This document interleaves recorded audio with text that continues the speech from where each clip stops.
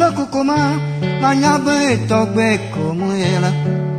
Nekpono vila kokoma na nyabe togbe komuela. Na vitogbe komunela lo ao. Na vitogbe komunela yavado. Vous avez une formation d'abord terrassement, si j'ai bien compris, terrassement géotechnique. Une formation ensuite chaussée. Et là, on vous avait réservé pour la fin la formation la plus simple, ouvrage d'art. Donc, j'espère que ça s'est bien passé, que vous avez retiré beaucoup de profit et que derrière, comme je vous l'ai dit tout à l'heure, demain, le Conoco va démarrer et donc c'est l'exercice réel, les travaux pratiques réels, puisque le Conoco, on va retrouver des problèmes de terrassement compliqués, des remblais compressibles, des inclusions rigides, des remblais en sable, des remblais avec des couches drainantes, beaucoup de sujets. On va retrouver des problèmes de chaussée, de structure de chaussée, à bien réfléchir compte tenu des trafics poids lourds, il y a des giratoires, il y a un petit peu toutes les études de cas dont vous pouvez rêver avec les rétablissements. Et ensuite, on va avoir les ouvrages d'art. Alors des grands ouvrages en poutre. Il y a un lot où il y a 6 ouvrages avec des poutres qui doivent faire 35 mètres de long. Des ouvrages en caisson. Il y a un bel ouvrage qui fait 900 mètres de long avec des travées de 60 mètres. Mono-caisson, donc à inertie constante. Donc un sujet assez intéressant à regarder. Des fondations, des pieux flottants, puisqu'on est incapable de trouver de solliciter l'effort de pointe sur les ouvrages. Après, un certain nombre d'ouvrages d'art courant, beaucoup aussi d'ouvrages hydrauliques significatifs, donc vraiment un petit peu tous les cas d'ouvrages d'art. Donc ce projet-là, il y en a un certain nombre, à mon avis, qui vont travailler dessus ou qui vont participer. Les autres, il faudra qu'on essaie d'organiser pendant la réalisation du projet des visites régulières de site, parce que c'est des sujets qui sont intéressants. Il est toujours intéressant de se confronter à la réalité des sujets. Donc il faudra qu'on voit avec la direction générale comment on peut organiser ce genre de séminaire pendant la réalisation des travaux. Je pense que ce sera des sujets intéressants. Puis j'espère que vous allez tous pouvoir en tirer beaucoup de profit et dans votre travail de tous les jours sur vos autres activités. Voilà. Et confiance. On est plutôt dans on cherche à bâtir un partenariat et pas une relation donneur d'ordre prestataire, mais plutôt partenaire. Et c'est vraiment la volonté d'Egis. Merci. Merci. Nous voici à la fin de la formation de 10 jours, et 10 jours en cumulé. La formation s'est axée principalement sur la géotechnique routière. Et après, on a fait les chaussées et on a terminé par les ouvrages d'art. Tous ces modules de formation, on les a reçus dans le cadre du projet du Contournement Nord de Cotonou, qui est un projet phare dans le plan d'action du gouvernement. Et dans ce projet-là, il est prévu de réaliser des ouvrages spécifiques. Je remercie également les autorités du ministère des Infrastructures et des Transports qui ont su déceler l'importance de faire les renforcements de capacité. Car nous sommes des ingénieurs de l'administration, il nous faut régulièrement suivre des cours de renforcement de capacité. Je crois que c'est dans ce cadre que nous sommes rassemblés et qu'il me soit permis également de remercier Egis, le Grand Bureau d'études, et de façon particulière tous les formateurs qui nous ont encadrés. Je remercie tout le monde pour cette formation qui nous est offerte, car c'est une chance pour nous de vivre cette formation. Et comme les précédents viennent le dire, elle a été déroulée en 3 temps. Donc la première était basée sur les terrassements, la seconde sur la chaussée et la dernière sur les ouvrages d'art. Mais j'ai remarqué que le formateur a mis l'accent sur l'essentiel de ce qu'on doit avoir, c'est-à-dire les éléments qu'on doit avoir pour assurer le contrôle si nous allons sur le chantier. C'est ce que j'ai compris. Et cette formation vraiment est venue à point nommé parce que et pour ce qui concerne les différents rapports que nous apprécions, que nous analysons, ça va beaucoup nous aider à voir réellement si nos bureaux d'études ont vraiment mis en exergue certaines choses. Je voudrais d'abord vous féliciter, vous les stagiaires, pour votre assiduité. Hein, les 2 ou 3 fois que j'ai pris par ici, j'ai pu constater que vous êtes toujours au nombre et que vous avez été très assidus dans la formation. Pour ça, je vous remercie. Et je vais remercier également le cabinet Aegis pour la qualité des informations qu'il vous a apportées. Parce que, à vous entendre, c'est que vous avez beaucoup appris et on peut être sûr que nos objectifs ont été atteints en matière d'éléments techniques, d'apports techniques attendus de la formation. Le souci, c'était de profiter du projet pour que nous puissions nous mettre à jour. Et vous avez su le souligner que c'est venu répondre à cette attente-là. Donc, je peux dire que nos objectifs ont été atteints.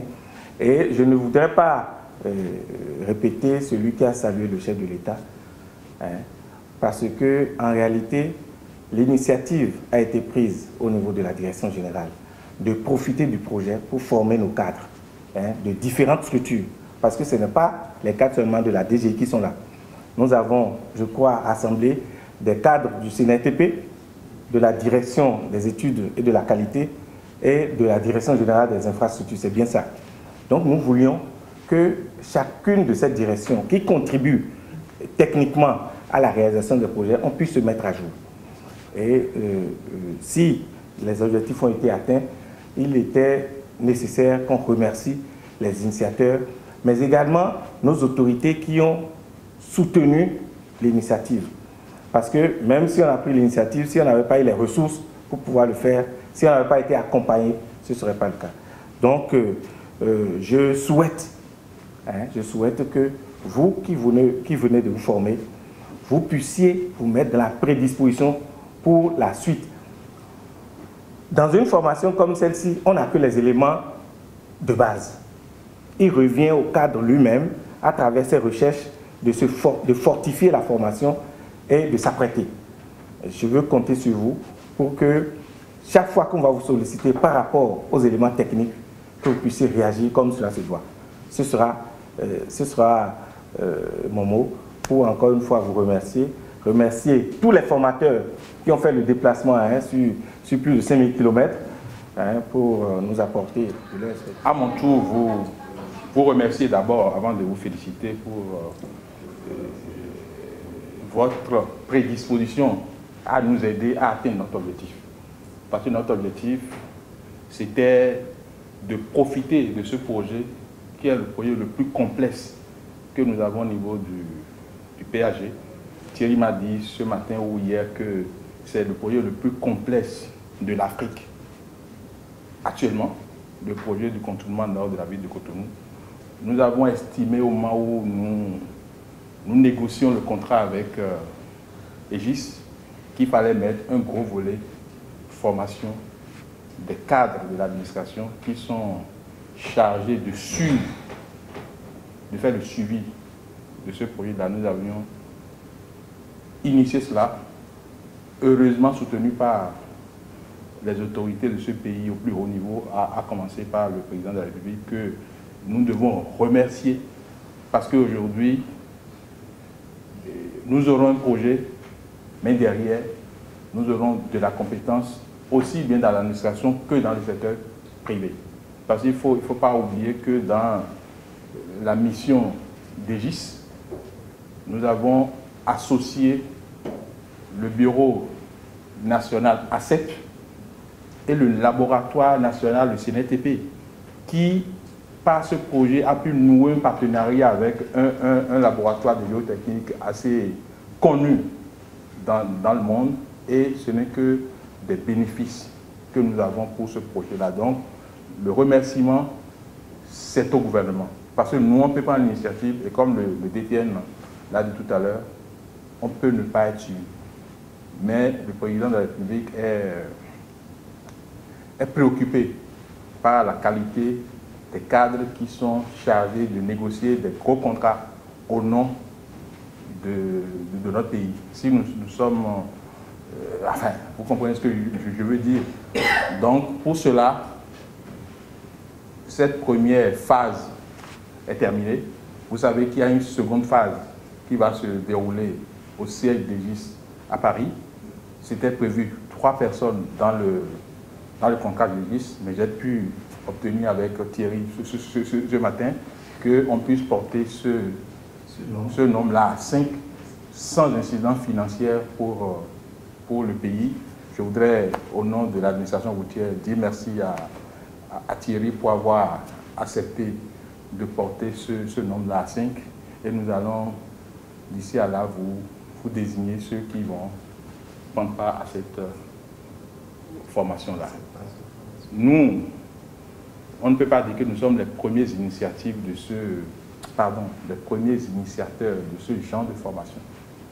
Nous aussi, quand on arrivait au ministère en 1998, il y avait des doyens, dont le doyen Ablotan, ici présent, qui avait, dans le cadre du projet sectoriel des transports, qui était le projet en vogue à l'époque, initié une formation à laquelle nous avions participé, le DTN, moi et d'autres personnes. Et sans vous mentir, le formateur que nous avions eu à l'époque, Serge Ferjou, je ne sais pas là où il se trouve en ce moment, a quand même prédit un certain nombre de choses qui se réalisent aujourd'hui. Parce qu'il a identifié des leaders, des gens prédestinés pour diriger dans le groupe. Et je pense que ça s'est concrétisé. Et je pense que je souhaite pour vous que demain, et c'est vous qui allez prendre les rênes de la direction générale des infrastructures demain, et c'est pour cela que nous avons organisé cette formation-là, pour vous renforcer, pour faire en sorte que dès que les autorités au plus haut niveau vont vous faire confiance pour vous mettre à notre place, que vous soyez quand même dopés pour pouvoir discuter avec des gens aussi comme Thierry, que nous arrivons.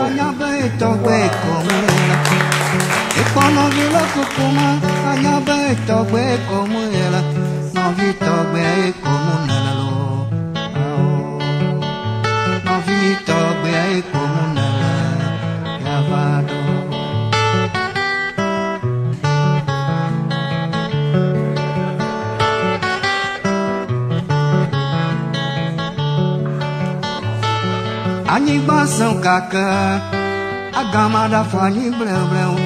Anyigba são kaka se, agamada fani bleu bleu. Anyigba são kaka vo, nikwa agamada fani bleu. Anyigba são kaka se, agamada fani bleu bleu. Adodo, adodo, adodo não viu adodo.